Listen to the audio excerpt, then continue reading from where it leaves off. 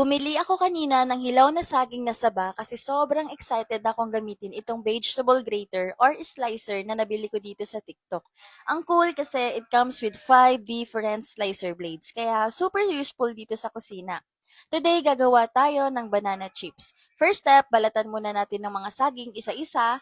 Gumamit ako ng plastic gloves para hindi dumikit yung dagta kasi napakahirap nitong hugasan.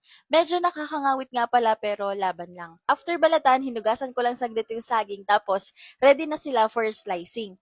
Gagamitin na natin ngayon ang TikTok grater and girl, ang dali niyang gamitin. Just choose the slicer you need. Ako, I use the one perfect for banana chips. Reminder lang, matalas siya, so use the food holder for safety. Pero ako hindi na gumamit. And ayon, ang ganda ng pagkakaslice, pantay-pantay at napakabilis pang gawin. Next, painit tayo ng mantika sa kawali.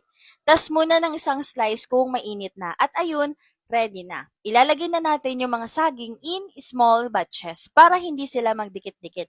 Fry until golden brown, then hanguin agad.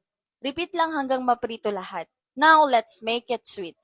Mix lang tayo ng 1 cup of water, half cup of vinegar, and around 16 tablespoon of sugar.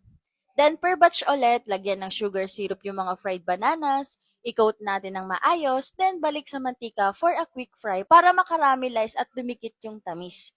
Once kumapit na yung asukal at crispy na, hanguin agad para hindi masunog. Tapos patuluin sa strainer para less oil. Repeat lang hanggang sa maubos. So that's it. Easy homemade banana chips with my TikTok grater. Try nyo rin sa bahay. Super worth it.